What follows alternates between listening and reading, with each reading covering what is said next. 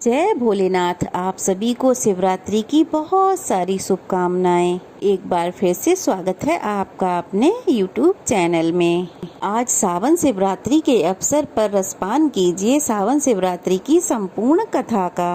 अगर कथा अच्छी लगे तो वीडियो को लाइक करना मत भूलिएगा। पुराणों में वर्णित शिवरात्रि की कथा के अनुसार पूर्व काल में चित्रभानु नाम का एक शिकारी था। जानवरों की हत्या करके वह अपने परिवार को पालता था और वह एक साहूकार का कर्जदार था, लेकिन वह उसका ऋण समय पर नहीं चुका पाया। क्रोधित होकर साहूकार ने शिकारी को शिव मंदिर में बंदी बना लिया। संयोग से उस दिन शिवरात्रि थी। शिकारी ध्यान मग्न होकर वहां पर भगवान शिव की सभी बातें सुनता रहा। चतुर्दशी को उसने शिव मंदिर में ही शिवरात्रि की कथा भी सुनी। शाम होने पर साहूकार ने उसे अपने पास बुलाया और ऋण चुकाने के विषय में बात की। शिकारी ने अगले दिन सारा ऋण चुका देने का वचन दिया। अब साहूकार ने उसे बंधन से मुक्त कर दिया। अब अपनी रोज की दिनचर्या की तरह वह उस दिन भी जंगल में शिकार करने के लिए निकला। लेकिन दिन भर बंदी गृह में रहने के कारण वह भूख प्यास से व्याकुल था। शिकार खोजता हुआ वह बहुत दूर तक निकल गया। जंगल में चलते चलते जब अंधेरा हो गया तब उसने सोचा अब रात तो मुझे यहीं बितानी पड़ेगी। तब वह जंगल में एक तालाब के किनारे एक बेल के वृक्ष पर चढ़कर रात बीतने का इंतजार करने लगा। उस बेल वृक्ष के नीचे ही शिवलिंग था, जो कि इस समय बेल पत्रों से ढका हुआ था। शिकारी को इस बात का बिल्कुल पता नहीं था। पड़ाव बनाते समय जब उसने टहनियां तोड़ी वे सब शिवलिंग पर गिरती चली गईं। इस प्रकार दिन भर भूखे प्यासे शिकारी का व्रत भी हो गया और शिवलिंग पर अनजाने में ही बेलपत्र भी चढ़ गए।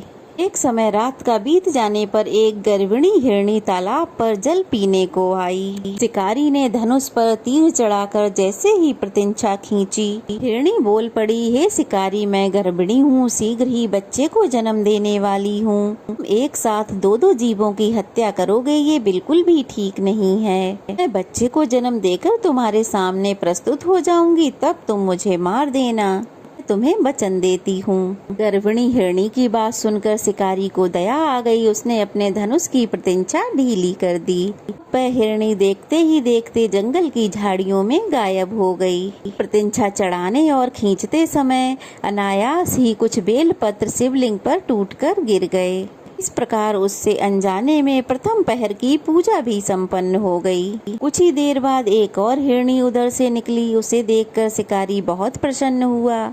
उसे देखकर शिकारी ने धनुष पर बाण चढ़ा लिया। पास आकर उस हिरणी ने विनम्रता पूर्वक निवेदन किया, शिकारी, मैं थोड़ी देर पहले ही ऋतु से निवृत्त हुई हूँ, कामातुर गृहिणी हूँ और अपने प्रिय की खोज में भटक रही हूँ। मैं अपने पति से मिलकर शीघ्र ही तुम्हारे पास आ जाऊंगी। शिकारी को उस पर भी दया आ गई। उस हिरणी को भी उसने जाने दिया। 2 बार शिकार खोकर शिकारी का माथा ठनका। अब वह चिंता में पड़ गया कि अगर इसी तरह शिकार छोड़ता रहा तो वह अपने परिवार का पेट कैसे पालेगा और उस साहूकार का कर्ज कैसे चुकाएगा। रात का आखिरी पहर बीत रहा था। इस समय भी धनुष से कटकर कुछ बेलपत्र शिवलिंग पर जा गिरे। अब दूसरे पहर की पूजा भी संपन्न हो गई।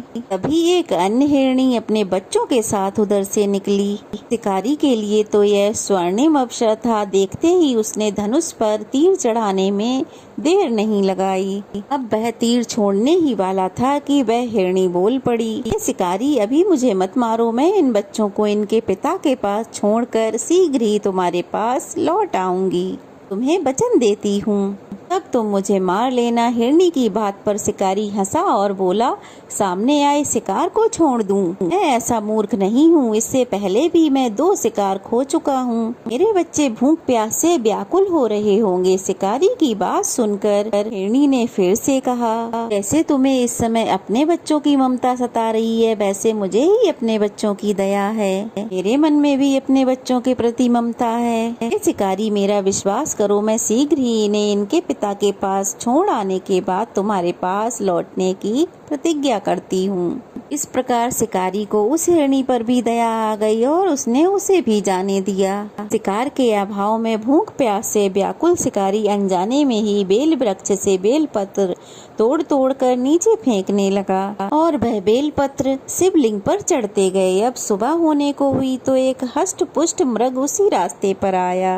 अब शिकारी ने सोचा कि मैं इसे तो जरूर मारूंगा, किसी कीमत पर नहीं छोड़ूंगा। शिकारी की तनी प्रतीक्षा को देखकर वह हिरण विनीत स्वर में कहने लगा, हे शिकारी, अगर तुमने मुझसे पहले आने वाली 3 हिरणियों और छोटे छोटे बच्चों को मार डाला है तो मुझे मारने में भी तनिक भी देर मत करो, ताकि मुझे उनके वियोग में दुख ना सहना पड़े, क्योंकि मैं उन हिरणियों का पति हूँ। और अगर तुमने उन्हें जीवन दान दिया है तो मुझे भी कुछ समय का जीवन दान देने की कृपा करो। मैं उनसे मिलकर तुम्हारे समक्ष शीघ्र ही प्रस्तुत हो जाऊंगा, मैं तुम्हें वचन देता हूँ। हिरण की बात सुनते ही शिकारी के सामने रात का पूरा घटना चक्र घूम गया। अब उसने सारी बात हिरण को सुना दी। हिरण बात सुनकर कहने लगा, हे शिकारी, मेरी तीनों पत्नियां जिस प्रकार प्रतिज्ञाबद्ध होकर यहाँ से गई हैं, मेरी मृत्यु के बाद वे अपनी प्रतिज्ञा का पालन नहीं कर पाएंगी। जैसे तुमने उन्हें विश्वास पात्र मानकर छोड़ा है, वैसे ही मुझे भी जाने दो। मैं जल्द ही उन सब के साथ तुम्हारे सामने प्रस्तुत हो जाऊंगा। अब शिकारी को उस पर भी दया आ गई और उसने उस हिरण को भी जाने दिया। सुबह हो गई। उपवास, रात्रि जागरण और शिवलिंग पर बेलपत्र चढ़ाए जाने पर अनजाने में ही शिकारी से शिवरात्रि की चारों पहर की पूजा भी पूर्ण हो गई।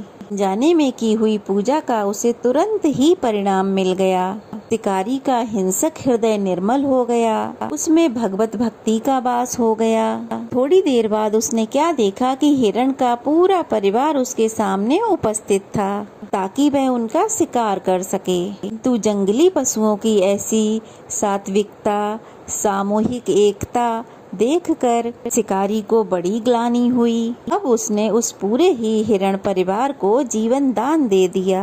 अनजाने में ही शिवरात्रि के व्रत का पालन करने से शिकारी को मोक्ष की प्राप्ति हुई। जब मृत्यु समय में यमराज के दूत उसके प्राणों को ले जाने आए तो शिव गणों ने उन्हें वापस भेज दिया और शिकारी को शिवलोक ले गए। शिव जी की कृपा से ही राजा चित्रभानु इस तरह से अपने पिछले जन्म को याद रख पाए और महाशिवरात्रि के महत्व को जानकर अगले जन्म में भी उसका पालन कर पाए। इस प्रकार शिवरात्रि के दिन जो भी भक्त सच्चे मन से इस कथा को पढ़ता है और दूसरों को सुनाता है तो भगवान शिव उन पर सदा प्रसन्न रहते हैं, उनकी सभी इच्छाएं पूरी करते हैं। प्रेम से बोलो भोलेनाथ की जय, माता पार्वती की जय। ये थी शिवरात्रि व्रत की कथा। कैसी लगी कमेंट बॉक्स में बताइएगा और वीडियो को लाइक कीजिएगा, चैनल को सब्सक्राइब कीजिएगा।